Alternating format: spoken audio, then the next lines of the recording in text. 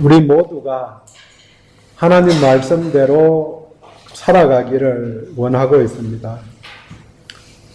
그래서 말씀을 알기 위해서 설교도 듣고 또 성경도 읽습니다. 물론 말씀대로 실천해서 예배도 드리고 찬양하고 기도도 하고 봉사도 합니다. 그런데 말씀대로 산다는 게 그리 간단하지는 않습니다. 먼저 말씀을 잘 알아야 할 뿐 아니라 실천해야 하겠다는 의지도 있어야 하기 때문입니다. 말씀대로 살아가는 첫 번째 단계가 말씀을 잘 아는 것입니다. 실제로 우리가 성경을 읽고 묵상하면 읽는 나의 주관하고 문화적 배경을 갖고 해석을 하게 됩니다. 그래서 성경이 이야기하는 뜻이 아니고 내 뜻대로 생각하기가 쉽다는 거죠. 또 말씀이 주어진 정황이 다르기 때문에 해석을 달리하고 이해를 달리해야 되는 부분도 있습니다. 정황이 다른 것을 보면 어떤 곳에서는 7번은 7번씩이라도 영서하라고 그렇게 이야기하지만 어느 대상은 한두 번 훈계한 후에 멀리하라고 합니다. 물론 앞뒤를 잘 읽어보면 형제들은 7번에 70번씩 또 이단에 속한 사람은 한두 번 훈계한 후에 멀리하라고 그렇게 이야기합니다. 누가 형제이고 누가 이단인지 구분이 잘 안 될 수도 있습니다. 동시에 실천하는 우리들의 인지적인 부조화가 있기 때문에 실천이 쉽지 않습니다. 한 예로 일상을 강조하니까 주일이 약화되고 주일을 잘 지켜야 된다고 강조하면 일상 그리스도 안에서 사는 게 약화되기 쉽습니다. 모든 것이 하나님의 것이라고 강조를 하니까 모든 것이 하나님의 것이 아니라는 그런 의미가 되었다고 이야기하는 분도 있습니다. 개인이 강조되면 공동체가 약화되고 공동체성이 강조되면 개인의 인권이 무시되는 경향이 있습니다. 그래서 한국교회가 개인적으로 주님과 만나고 동행하는 삶이 강조되면서 공동체적 하나님 나라를 잃었다고 그렇게 말하는 분도 있습니다. 이런 점들 때문에 말씀대로 산다는 것이 시작부터 어려운 점이 있습니다. 그렇지만 성도됨의 핵심이 말씀대로 사는 것입니다. 그리고 침례교인의 특징이 말씀의 사람이 되는 것입니다. 민수기 다음 신명기입니다. 신명기는 율법서 마지막 책입니다. 출애굽한 백성들이 가나안 동편에 도착해서 가나안 동편 땅을 점령한 다음 모압 평지에서 120살 된 모세가 죽기 전에 이스라엘 백성들에게 마지막으로 한 고별 설교입니다. 신명기의 원래 제목이 말씀들입니다. 말씀들. 이를 헬라어 성경으로 번역하면서 제목을 두 번째 율법으로 정했는데 두 번째라는 의미보다 다시 말해진, 다시 증거된 율법이라는 의미입니다. 우리가 신명기로 그렇게 쓰는 것은 중국어 성경 번역을 하면서 신명기로 적었기 때문에 우리들도 그렇게 신명기로 이야기합니다. 신명, 가운데 글자인 명은 명령, 율법의 의미하고 첫 글자인 신은 다시, 거듭하여 이런 뜻입니다. 거듭해서 다시 이야기하는 율법이라고, 계명이라고, 그래서 신명기입니다. 출애굽 1세대에게 주어진, 출애굽에서 한 20살 이상 된 사람들에게 주어진 계명의 말씀이 시내산에서 받은 십계명, 그 다음 출애굽기 후반절에 나오는 내용이고, 결정적으로 중요한 게 레위기 율법입니다. 레위기 율법을 받고 했던 사람들이 모세가 하나님 앞에 돌아갈 그쯤에는 대부분이 다 죽었습니다.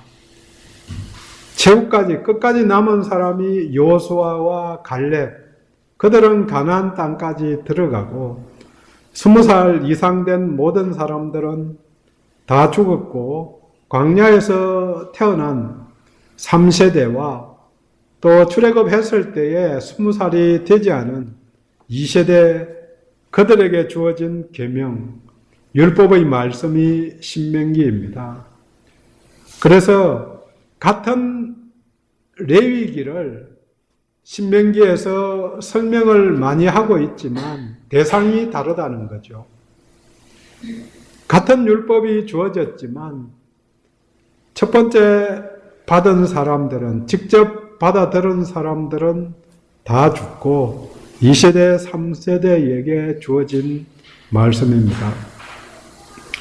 신명기는 전체가 34장까지 있는데요. 1장에서 30장까지는 모두 3편의 설교로 되어 있습니다. 그리고 31장에서 34장까지는 부록적인 성격이 있습니다. 3편의 설교, 첫 번째 설교는 제목이 뒤를 보라입니다. 출애굽 여정을 돌아보면서 하나님의 은혜를 기억하라. 두 번째 설교의 제목이 위를 보라. 하나님이 율법 주신 것을 상기하면서 율법을 잊지 말라고 기억하라는 요청입니다. 마지막 설교는 제목이 앞을 보라. 가나안 땅 들어가게 될 것인데 거기에 들어가서 주신 복을 오래 유지하려면 순종하라고 권면합니다. 복과 저주가 너희들 앞에 놓여 있으니까 그 중에 하나를 선택하라는 권면입니다. 부록에서는 새로운 지도자로 여호수아를 세우고 모세가 죽음으로 신명기가 마무리됩니다. 오늘 본문은 유대인들이 쉐마라고 부르면서 매일 아침과 저녁에 2번씩 외우는 신앙 고백적인 성경 구절입니다. 우리들이 신앙 고백을 하듯이 본문 쉐마를 암송하면서 자신의 정체성을 고백합니다. 신앙 고백에 대해서 이야기하면 많은 한국 교회가 주로 사도 신조를 말합니다. 침례교회에서는 사도 신조로 신앙 고백하는 곳이 적습니다. 그들의 신앙 고백이지 우리들의 신앙 고백이 아니라는 거죠.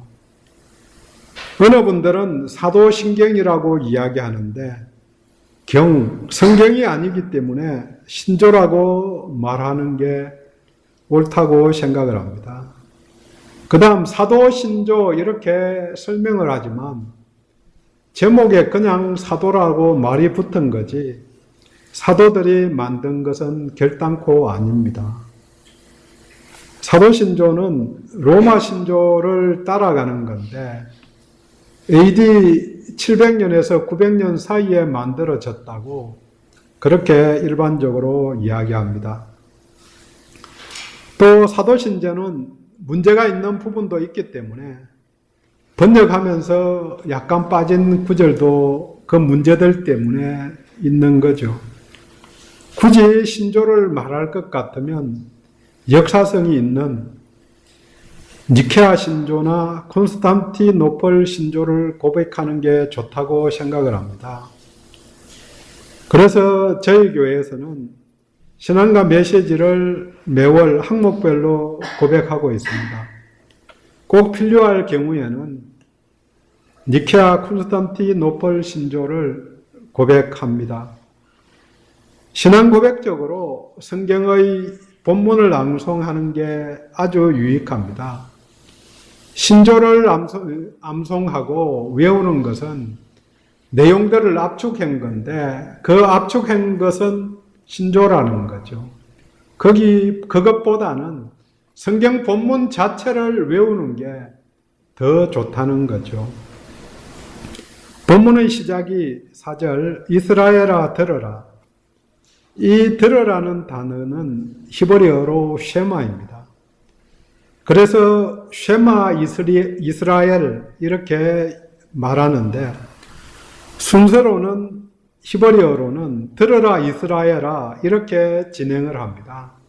그래서 시작이 쉐마 이스라엘 이게 히브리어로는 그대로 진행되는데 우리말 번역을 하면서 이스라엘아 들어라 이렇게 우리말 어법은 주어부터 먼저 나오고 동사 물론 강조할 때에는 거꾸로 하기도 하지만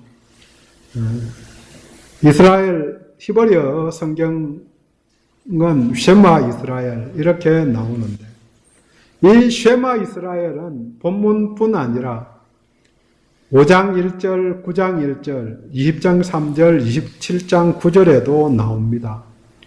우리말 성경은 이스라엘아 들으라 이렇게 번역을 했기 때문에 그대로 이스라엘아 들으라 이렇게 된 것은 안 나오는 거죠. 그런데 5장 1절에도 쉐마 이스라엘 이렇게 그대로 나온다는 거죠. 그 순서대로. 성도들은 제일 먼저 하나님의 말씀을 들어야 합니다. 쉐마, 들으라. 이 쉐마는 순종을 전제로 합니다. 단순히 듣고 아는 지식이 아니라 그대로 실천하기 위해서, 살아내기 위해서 듣는 것입니다. 들음을 통해서 전인적인 행동이 이루어집니다. 신명기의 핵심 중 하나가 본문인 쉐마이고 그 중에서 4절, 5절이 서론이고 핵심입니다. 신앙의 출발이 대상에 대한 고백으로 시작합니다. 이를 신앙 고백이라 말할 수 있습니다. 신앙 고백으로 4절, 우리 하나님 여호와는 오직 유일한 여호와시니라. 이걸 원어를 조금 다르게 번역을 하면 여호와 우리 하나님은 홀로 하나 여호와라.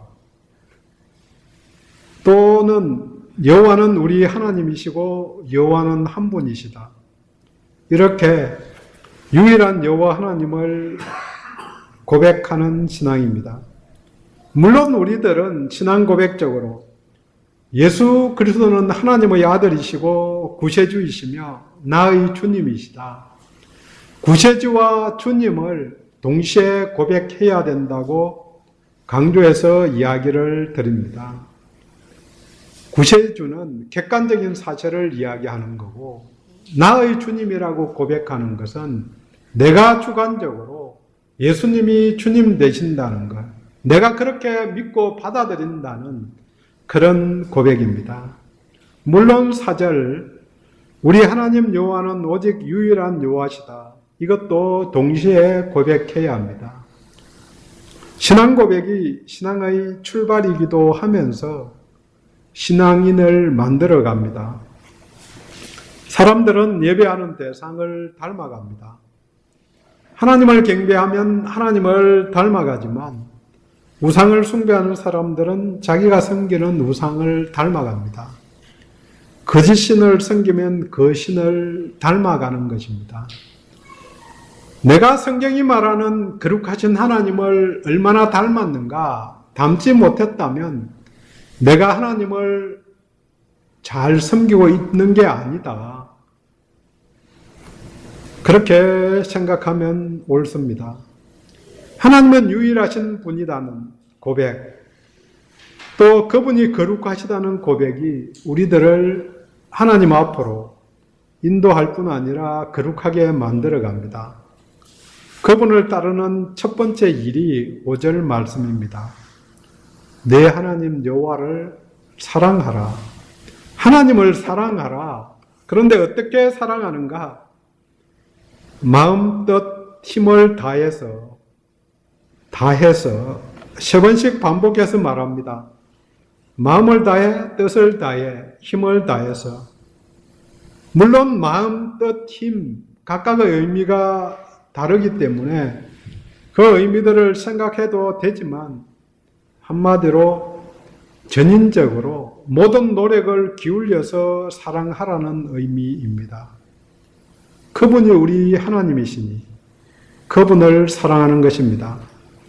물론 출애굽기 20장 2절에 나는 너를 애굽 땅 종되었던 집에서 인도하여 낸 내 하나님 여호와라.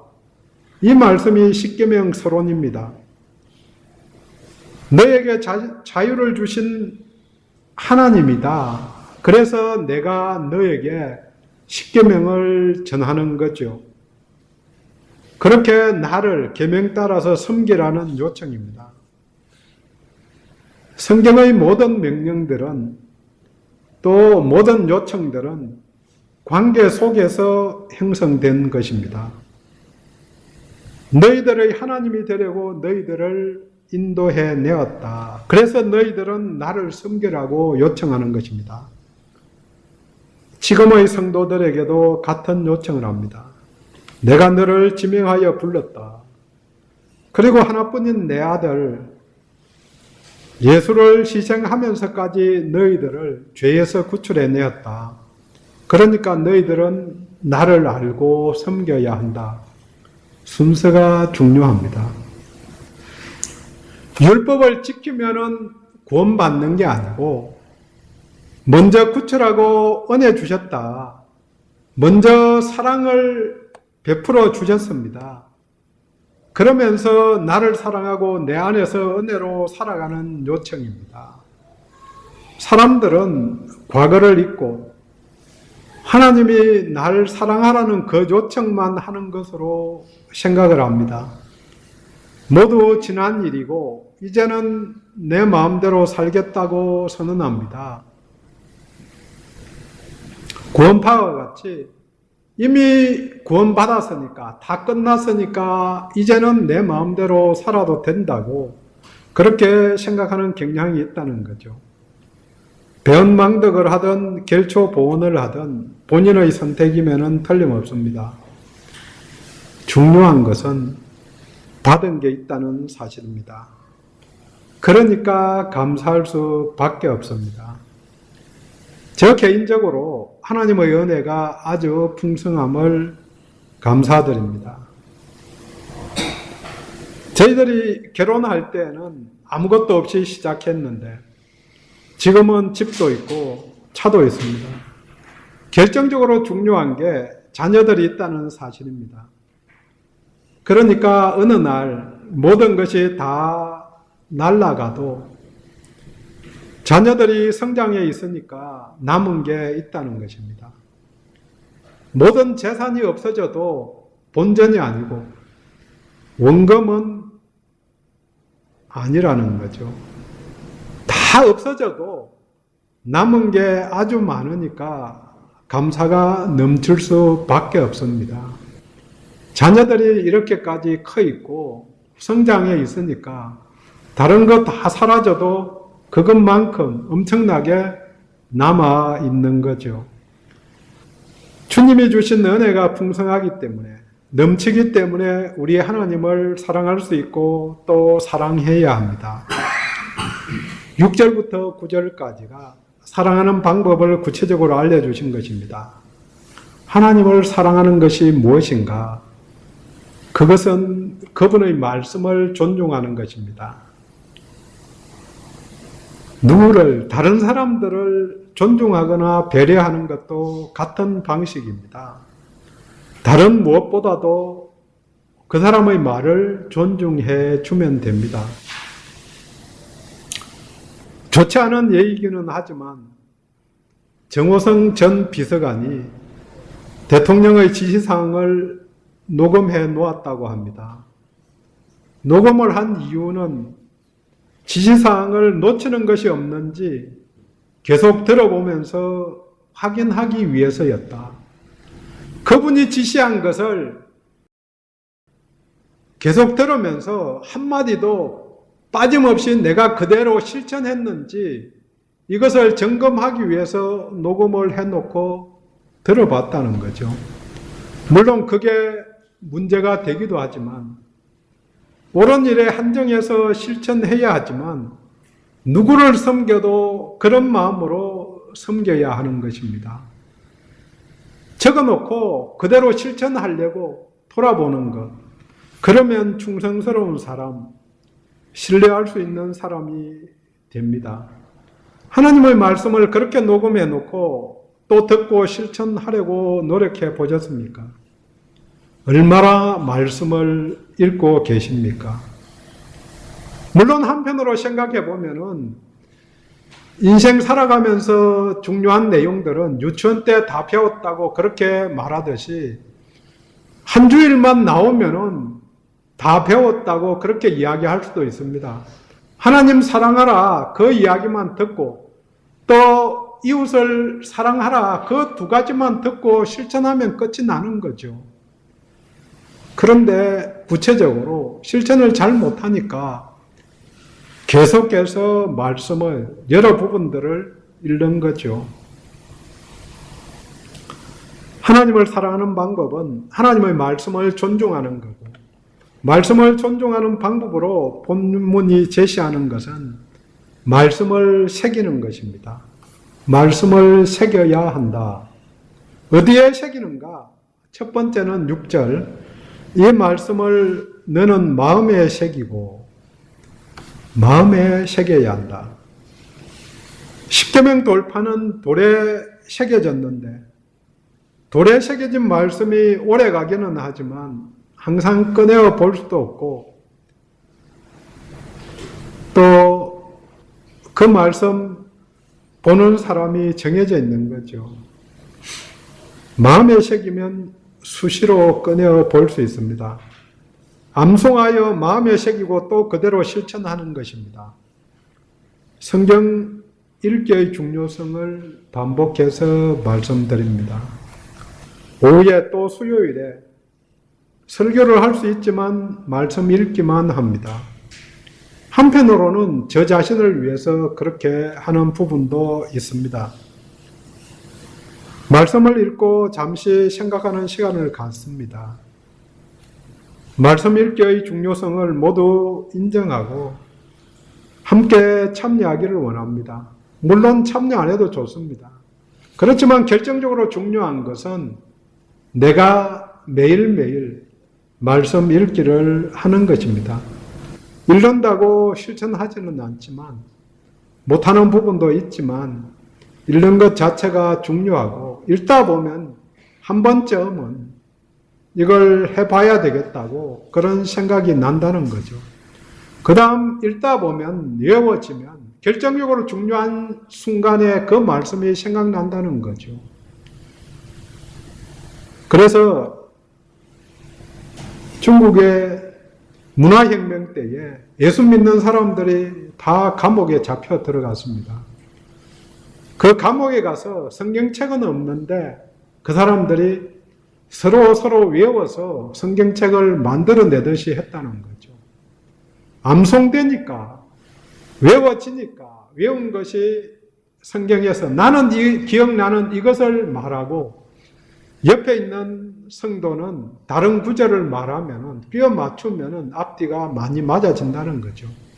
물론 그렇다고 전부 다 외워지는 것은 아니지만 그렇게 외우면서 서로가 신앙을 격려했다고 이야기들을 듣습니다.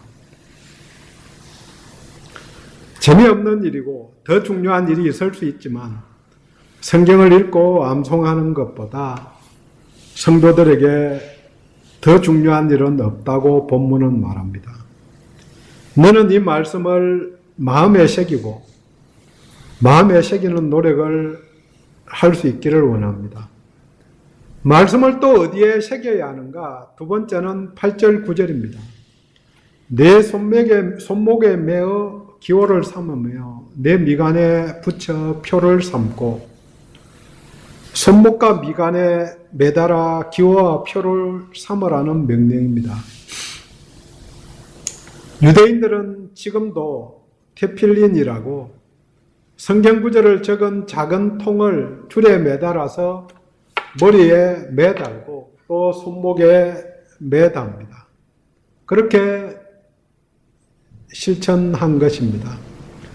이마에 매단 통에는 칸이 4칸이 되어 있는데 성경의 4구절이 각각의 칸에 들어 있습니다. 첫 번째 칸은 구원의 말씀인 출애굽기 13장 1절에서 10절까지, 두 번째 칸에는 봉헌의 말씀으로 출애굽기 13장 말씀을, 세 번째 칸에는 성경의 말씀으로 오늘 본문인 쉐마, 네 번째 칸에는 축복의 말씀으로 신명기 11장 13절에서 21절까지를 보관합니다. 그들의 삶의 지침인 구원, 봉헌, 섬긴, 축복의 말씀을 적어 넣은 거죠. 그러고는 하루에 2번씩, 특히 잠들기 전에 4구절을 외우고 잠을 잡니다. 아주 어릴 때부터 부모가 가르쳐서 나이가 들어도 계속해서 실천합니다. 이 말씀에 대한 적대적인 적용이 계시록에 나오는 666 표지입니다. 오른손에나 이마에 표를 받게 하는데 그 표는 짐승의 이름이나 이름의 수인데 666이라고 계시록에 이야기합니다. 적그리스도 편에 소속된 사람들에게 주어지는 표지가 666인데 그것이 오른손이나 이마에 적혀 있다고 표현합니다. 짐승에게 소속된 사람이 이마나 오른손에 표를 하든지 하나님 편에 속하여 이마와 오른손에 하나님의 말씀이 기록되어 있든지 어느 편이든 소속되게 됩니다. 하나님 편이 아니면 짐승, 적 그리스도의 편입니다. 중간은 없습니다. 우리는 적 그리스도의 편이 될 것인지 아니면 하나님의 편이 될 것인지, 이게 아니면 적으라는 거죠. 사람들은 중간에 있으면 아무짝도 아니라고 그렇게 생각하지만 천국에 들어가지 못하면 다 지옥 가는 겁니다. 이 말씀대로 이마와 손에 매는 것도 좋은 방법입니다. 그대로 실천하지 않더라도 말씀을 기억하고 실천하는 것이 반드시 필요합니다. 거룩으로 가는 통로로 말씀대로 사는 삶입니다. 각자의 삶에서 삶의 지표가 되는 말씀을 암송하는 게 필요합니다. 구원, 봉헌, 섬김, 축복이든 다른 말씀이든 이 말씀들이 기둥이 된다고 생각을 해서 유대인들은 그 말씀을 넣은 거죠. 이마 손목에 매달 뿐 아니라 9절에는 문설주와 바깥문에 기록하라고 말합니다. 여기서 문설주는 개인적인 집문을 이야기하고 바깥문은 마을의 입구나 성문을 이야기합니다. 문설주에 타는 성구통을 매주자라고 부릅니다. 이스라엘에 가면 호텔 방문에도 이 말씀을 담은 통이 달려 있다고 이야기합니다. 집뿐 아니라 공회당 역할을 하는 마을 입구에도 말씀을 붙여 놓아서 말씀을 존중하는 표주로 삼은 것입니다. 이마와 문설주는 삶의 중심을 의미합니다. 우리의 삶, 그 중심이 하나님께 하나님의 말씀이 되어야 합니다. 그리스도인이라고 말하면서 말씀을 읽지 않는 사람은 그리스도인이 맞는지 점검해 봐야 합니다. 본문이 말하는 하나님을 사랑하는 마지막 방법은 7절 자녀에게 가르치는 것입니다. 내 자녀에게 부지런히 가르치며 부지런히 가르치는 것이 무엇인지 계속해서 말해줍니다. 집에 앉아 있을 때든지 길을 갈 때든지 누웠든지 일어나든지 말씀을 강론하라. 자녀들이 어느 곳이나 무엇을 하든지 언제든지 가르치라는 명령입니다. 나만 사랑하는 게 아니라 자녀들도 사랑할 수 있게 도와주라는 명령입니다. 이 말씀대로 유대인들은 3살만 되면 말씀 암송 훈련을 시킵니다. 어떻게 말씀 암송 훈련을 시키는가? 처음부터 합니다. 말을 배울 때에 3살 때부터 태초에 이렇게 이야기하면 자녀가 태초에 이렇게 따라하게 합니다. 그 다음에 그게 태초라는 말을 외우면은 태초에 하나님이 이렇게 하면서 그러면 자녀가 태초에 하나님이 이렇게 따라합니다. 두 단어를 외운 거죠. 세 번째 단어 태초에 하나님이 천지를 그러면은 자녀도 태초에 하나님이 천지를 이런 식으로 계속해서 처음부터 외워나가는 거죠. 창세기를 다 외우면 처음부터 창세기 1장 1절부터 50장 끝절까지 따라하는 거죠. 그러면은 외워진다는 거죠. 한 구절씩 외우면 앞뒤 연결도 안 되고 잘 안 외워지지만 이렇게 줄기차게 반복해서 외우면은 창세기를 외울 때쯤 되면은 적어도 창세기 1장은 확실하게 외울 수 있다는 거죠. 그렇게 끊임없이 외워나가면은 13살쯤 되어서 율법의 아들이라고 불려지는 성인식이 되면 대부분은 율법서, 모세오경 5권은 다 외운다고 그럽니다. 아주 머리 나쁜 자녀들이 있죠. 그런 애들은 못 외우지만 대부분의 경우는. 그래서 테필린 교육이라고 그러면서 유대인들이 왜 공부를 잘하는가? 유대인이어서 공부를 잘하는 게 아니고 말씀을 외우기 때문에 그래서 공부를 잘하는 거라고. 말씀을 외우면은 외우는 것은 도가 탄다는 거죠. 외우는 구조가 쉬운 거죠. 그래서 성경 율법서 5권을 외울 정도 되면은 법전 외우는 것 이게 어렵지 않다는 거죠. 의사가 되어서 의학 서적 그것 두꺼운 책을 다 외워야 의사 고시 시험을 잘 볼 수 있대요. 그렇게 되면은 그 외우는 것 자체가 어렵지 않다는 거죠. 물론 창의적으로 다른 것 하는 것도 굉장히 중요하지만 잘 외우는 사람들은 외우는 방법이 있다는 거죠. 그게 성경을 외우면서 구조가 되어 있다는 거죠. 나도 말씀의 사람이 되는 것 중요하지만 자녀들이 말씀의 사람이 되는 것 더 중요한 일입니다. 내가 복받는 것 중요하죠. 그렇지만 내 자녀가 복받는 것 더 좋아하잖아요. 더 기뻐하는 게 당연하잖아요. 꼭 마찬가지로 그렇게 증가하는 거죠. 또 한편으로는 자녀들에게 이걸 설명하면 강해를 하면은 내가 확실하게 정리가 됩니다. 가르쳐 보면은 아는 게 정리가 되는 거죠. 그래서 그냥 자녀들이든 누구든 혹시 아는 것 정리할 필요가 있으면은 설명을 해보는 게 도움이 됩니다. 시험 보기 전에 강아지라도 앉혀놓고 가르치는 거죠. 내가 시험 공부했는데 쭉 정리해서 설명을 해보면 막히는 게 나오면 그거 한 번 더 보면 되거든요.